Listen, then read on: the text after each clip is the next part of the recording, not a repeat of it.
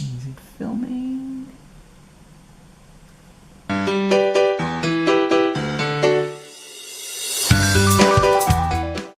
Hello everyone, welcome, and I hope you're all having a wonderful day.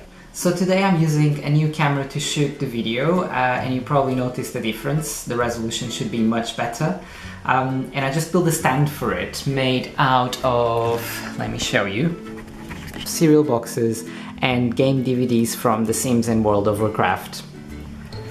Amazing news this week. We are no longer homeless, we have a home now, and it was actually the place that I was mentioning in the previous video that was called We Are Being Evicted. The place was really nice, and it gave us that feeling that I was talking about of like, we want this is good. It's not as modern as our place now, but the finishings were good enough, they were acceptable. The space is actually probably more than we have at the moment, and it is in Richmond, so I'm gonna move to a different area. It's gonna be a new experience, and I'm really looking forward to it. And that was such a big weight off my shoulders because it was making me really stressed. I don't like to have outstanding things. It makes me like really nervous, and I'm a planner, so if I don't have a plan or if things are falling off a plan, it can get me really stressed. For example, if I plan to go out one evening, then I will probably organize my whole day in function of that. And if someone says, oh, we're not going out tonight anymore, we're not feeling it, we're just doing this or that instead, I was like, no, I organize my freaking full day taking into account this one thing. So again, because this house stuff was falling outside of the plan, I didn't know at which point I would find something. I had a short time to work with. It was just adding a lot of stress to me because I didn't know at which point I would move. I could not plan my life, and it was just making me very, very stressed. But it's great, it's also now contract is fully executed, so just looking forward to move in, and I've already started transferring all the bills and cancelling stuff, and moving in is going to be another annoying thing, but at least it can be planned. I know which day it's going to happen, and even if things go wrong, I can deal with that. As you can see in the back, I've already made my Christmas tree, even though everybody was telling me that it was too early and it was only November and I shouldn't do it yet. But I love Christmas, I'm the biggest fan of Christmas, and if you start your Christmas tree now, I feel the whole period of Christmas lasts longer. You start leaving it earlier, and you get home and it just feels really nice and Christmassy. So I did it already and I don't regret it. This is also my first Christmas tree in London, because normally I spend my Christmases in Portugal with family, and I don't bother making a Christmas tree here because then I will go back there and I'll have a Christmas tree there anyway. But this time, seeing that it's the first time that me and Mike are living on our own in a house, it just felt right to do it. The other reason why I felt like doing it this early, it's because, as you probably saw in the previous video, if you didn't click on the link below and check, we were forced to move house, and I was already planning on my Christmas tree decorations, buying a Christmas tree and all that, and I didn't want this moving to spoil my Christmas and sort of decrease that Christmas feeling and that merry feeling that I like to get at this time of the year. So I thought, I'm not gonna let this disrupt anything. I'm gonna make my Christmas tree anyway, and then we'll just get a van and take the whole Christmas tree and take it with us. It's not complete yet, it's still missing some purple tinsel and some other ornaments on it. And still speaking of Christmas trees, I had this discussion with Mike about how our Christmas tree should be, and he was of the opinion that we should have a themed Christmas tree of like just a couple of colors, for example red and gold or something like that, and I was the opinion that this is not tradition. The way I remember Christmas was not with this very fancy commercial Christmas trees that we see nowadays in shops, and that many people sort of do, and it's fine if they do because people are allowed to their taste. But the way I grew up was my parents, for example, they had the ornaments of the Christmas tree. Part of them were theirs, part of them were from my grandparents' decorations, and the same for the tinsels and everything. So it was a mix of like sort of newer things and older things. And I think in the old days people used to sort of decorate their Christmas trees a lot less themed. There would be all types of figures and chocolates and stuff like that going into it. And having grown up a little bit in that time as well, even though it's a time that mostly precedes me, but having lived through a little bit of that time as well, I don't feel like my Christmas tree should look commercial and almost cold with all these decorations that fit a certain standard. For me, it should be something very colorful, full of all types of figures, full of all types of lights, of even chocolates if I have. Actually, I don't have any chocolates at the moment, but if someone gives me some, I'll put them there as well. So yeah, I prefer Christmas trees with more character and more meaning, like instead of something that you can just find in your standard shop, like decorations that were like from your great-grandparents, or you know, something that gives it a little bit more feeling and personality. And still on Christmas trees and Christmas in this time of the year, I don't know how to say this without sounding a little bit too cheesy. I said it before in the video that there's something very cozy about this time of the year, something that makes me feel really fuzzy and warm and nice. And the other day, Mikey had gone to bed and it was just me in the living room with dim lamp lights and the Christmas tree lights in the background. And I was just about to go to bed. It was really late, like 12 o'clock or something like that. And in that moment, I just felt, I don't know, so nice and okay and cozy, and I decided to actually, instead of just going to bed, give it a little moment and just enjoy that setting.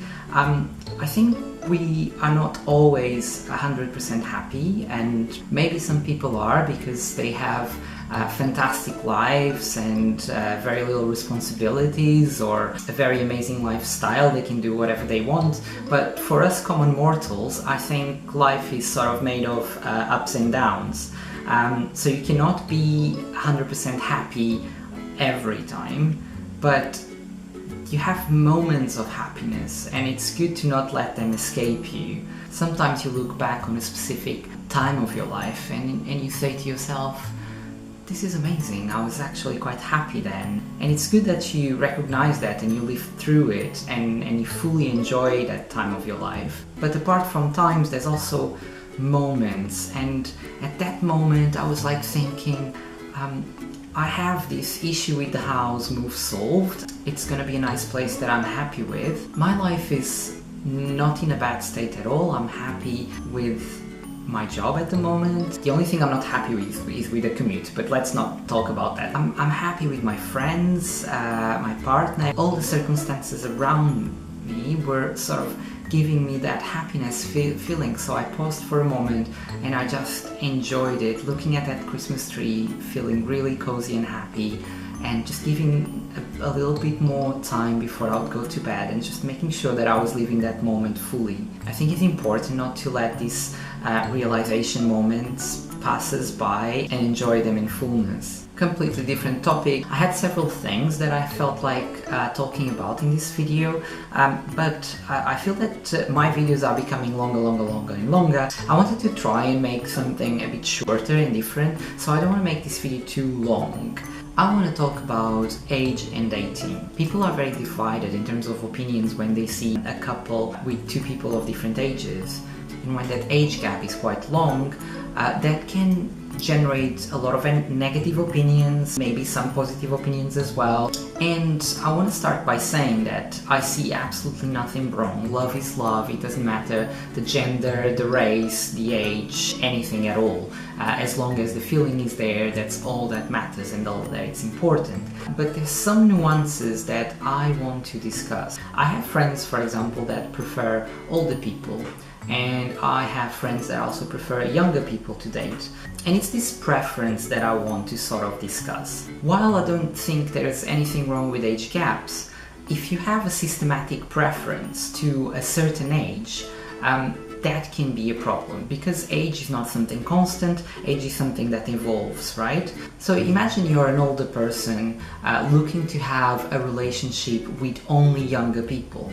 That's when I sort of think that there is, I don't want to say something wrong, because you're allowed, it's up to you who you date, but what is exactly wrong with people your own age or older? Why can you only go for younger? And you could say that, oh well, this is like a physical preference where some people get attracted to certain physical features, and obviously they're totally entitled to. However, my issue with something like this is, if I was in the role of that younger person, I wouldn't feel safe dating an older person that would only go for younger, because that means that at some point, as you age, being the younger person, they will no longer feel interested or attracted to you. They will probably feel the need to find someone younger again. And if you wanted a long-term relationship, okay, if you want a fling or something short-term, that's fine. But if you're a person that is into a long-term relationship, wouldn't you be scared of something like that? Because I would. On the other hand, if you are a younger person that goes for older people, this sort of problem is not so applicable, because age only goes up, so if you like older, the person is only getting older anyways. However, if this person is too old, maybe your relationship will be short-lived. But still, on this case of older searching for younger, just because I think there are other underlying problems in this. So one of them is the fact that this probably doesn't give security to the person who is younger. The second, and to the person who is older, because if you think with your head and you know what you like, if you only feel attracted to a person that is much, much younger than you, you also know that this relationship is sort of doomed when that person starts becoming a bit older and you no longer feel attracted. The other thing is, if you only go for younger people, then it means that you are only interested in the outside of a person. And I think a good relationship should be built on both. It's sort of a balance. Yes, you in first place probably see the outside and that draws you into that person, but then if the personality and the character of the person sort of don't match what you look for, then it cannot go anywhere, and it can even become, that person can even become less attractive to you because of what they are on the inside. And vice versa, you can also go for someone who is uglier by your standards, and once you start meeting that person and engaging with their personality, suddenly you feel a lot more attracted to them. So there's a dynamic between outside and inside. I think this dynamic is sort of skewed if you're looking for only younger people, or when you look for a certain feature in a person and you only want someone with that certain feature. That's also a case where you are sort of locked on the outside of someone. And I would be, again, worried if someone was with me just because of my looks and solely because of them.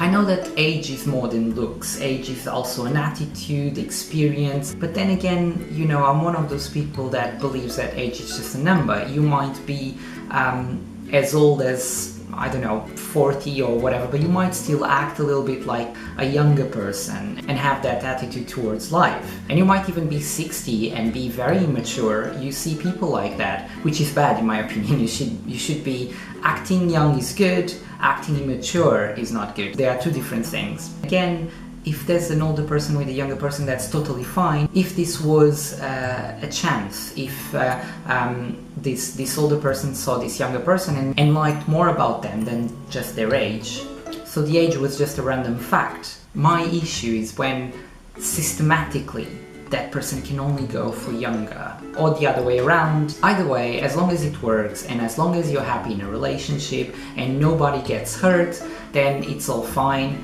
I just wanted to give my perspective on this, and where I think couples or people in these situations might need to reflect and sort of figure out themselves what they want to do. Hope you enjoyed the video. If you did, give it a thumbs up please, and if you'd like to be notified of new videos, please subscribe below. Thank you so much for watching, have a great day, bye!